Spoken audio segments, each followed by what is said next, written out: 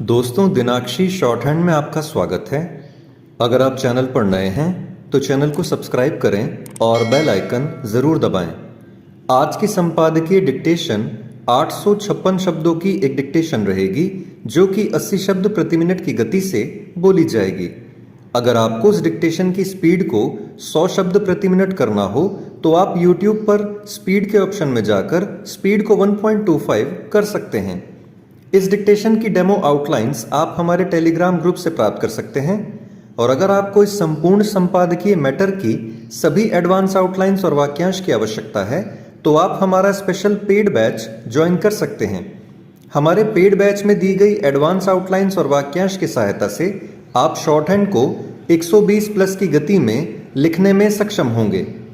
इस बैच को ज्वाइन करने के लिए आप डिस्क्रिप्शन बॉक्स में दिए गए मोबाइल नंबर पर व्हाट्सएप कर सकते हैं।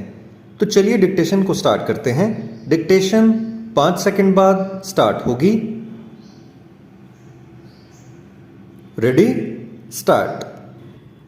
केवल 1.5 वर्ष में कोरोना रोधी टीके की 200 करोड़ डोज लगना एक ऐसी उपलब्धि है जिस पर गर्व भी किया जाना चाहिए और एक ऐसा वातावरण भी तैयार किया जाना चाहिए जिससे टीकाकरण की गति और तेजी पकड़े।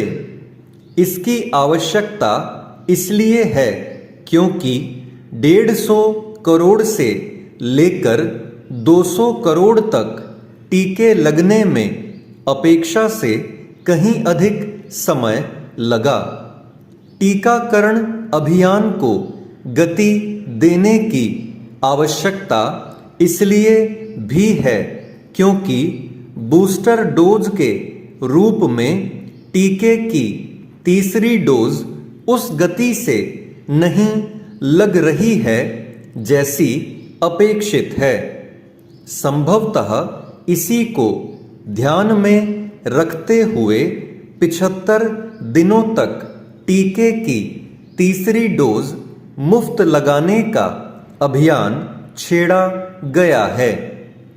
वास्तव में इसी अभियान के कारण 200 करोड़ टीके की डोज लगने का लक्ष्य प्राप्त किया जा सका।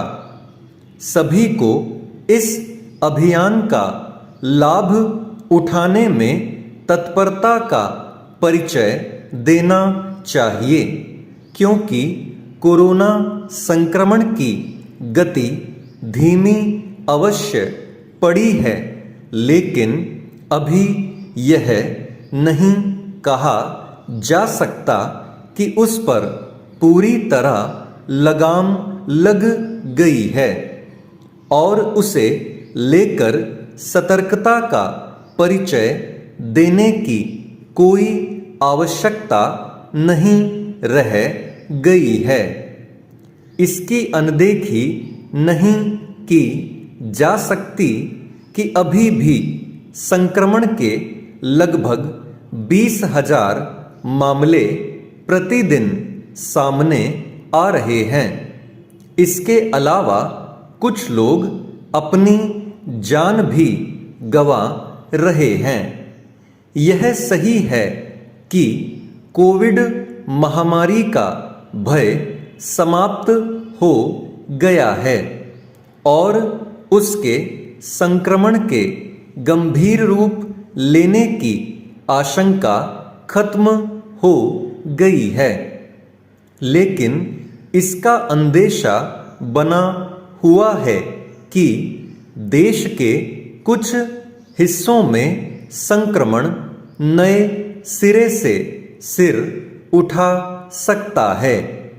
कोविड महामारी पर पूरी तरह नियंत्रण पाने के लिए यह अनिवार्य है कि लोग न केवल टीके की तीसरी डोज लगवाने के प्रति उत्साहित हों, बल्कि उन लोगों को इसके लिए प्रेरित भी करें जिन्होंने अभी तक टीके की पहली डोज नहीं ली है अथवा दूसरी डोज समय पर नहीं लगवाई है।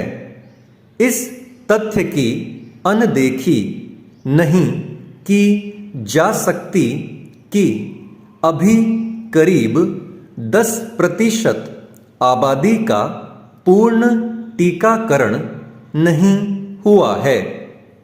इसी तरह यह भी एक तथ्य है कि अब तक करीब 5.5 करोड़ लोगों ने ही टीके की तीसरी डोज ली है। इसी तरह बच्चों और किशोरों के बीच टीकाकरण की गति अपेक्षा से कम है। भारत का टीकाकरण अभियान केवल देश की बढ़ती क्षमता का परिचायक ही नहीं बल्कि आत्मनिर्भरता का पर्याय भी है। इस सफल अभियान ने देश विदेश के उन लोगों और स्वास्थ्य क्षेत्र के तथाकथित विशेषज्ञों को गलत साबित किया है जो यह रेखांकित करने में लगे हुए थे कि भारत को अपनी आबादी का टीकाकरण करने में वर्षों लग जाएंगे। Change social democratic party of India और पॉपुलर फ्रंट ऑफ इंडिया की आड़ में बिहार में राष्ट्र विरोधी गतिविधियों का संचालन एक बहुत ही खतरनाक उद्देश्य की ओर इशारा कर रहा है, जिसकी पड़ताल गंभीरता से करते हुए ऐसे सफेद पोशों के चेहरे से नकाब हटाने की जरूरत है। इन पर कड़ी से कड़ी कार्यवाही किए जाने की जरूरत है, क्योंकि यह देश की अस्मिता और सुरक्षा से जुड़ा सवाल है। बिहार के विभिन्न हिस्सों में ये लोग सामाजिक संगठन की आड़ में जिस तरह अपने मिशन को आगे बढ़ाते हुए समाज में नफरत और मतभेद पैदा करने की कोशिश कर रहे थे, उसे हल्के में कतई नहीं लिया जा सकता है। प्रारंभिक जांच में ही इनके संबंध विदेश से होने के भी प्रमाण मिले हैं, जो इस ओर इशारा कर रहे कि देश में अस्थिरता और सांप्रदायिक उन्माद फैलाने में ये किस तरह निर्देशित होते हुए भारत विरोधी ताकतों का सहयोगी बने हुए थे। आश्चर्य यह कि इतने दिनों से ये सक्रिय थे, पर इसके बारे में स्थानीय प्रशासन को भनक तक नहीं लगी। कार्यवाही तब हुई जब इंटेलिजेंस ब्यूरो ने इनकी कार्यशैली और मिशन के बारे में सचेत किया। जब कार्यवाही शुरू हुई और इन संगठनों के सदस्य पकड़े गए हैं, तो चौंकाने वाले तथ्य सामने आए हैं, जिसमें देश के संविधान और संप्रभुता से खिलवाड़ का बहुत बड़ा षड्यंत्र सामने आया है।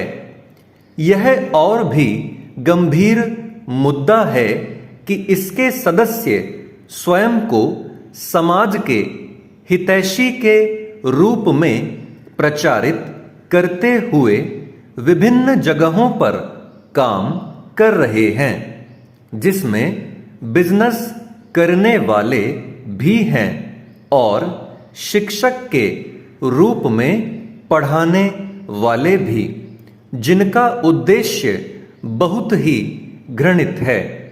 लखनऊ से नूरुद्दीन की गिरफ्तारी से अब यह बात भी सामने आ गई कि उसके पास संगठन के सदस्यों को न्यायिक सहायता पहुंचाने का दायित्व था और वह स्वयं इस संगठन का सदस्य है। अभी छोटे स्तर के आरोपित पकड़े गए हैं।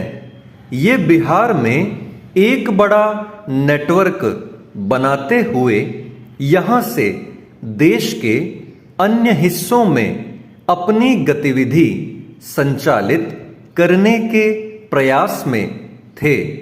इनके पीछे के बड़े चेहरे कौन हैं, उन्हें सामने लाने की आवश्यकता है।